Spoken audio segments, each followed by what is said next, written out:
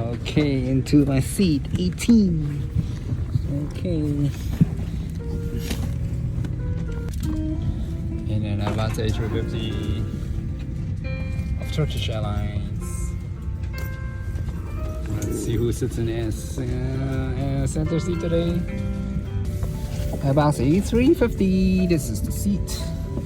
As you can see, the Airbus A350 tends to be very narrow compared to the Boeing 777. On board Turkish Airlines Airbus A350-900 economy class today. Look at this.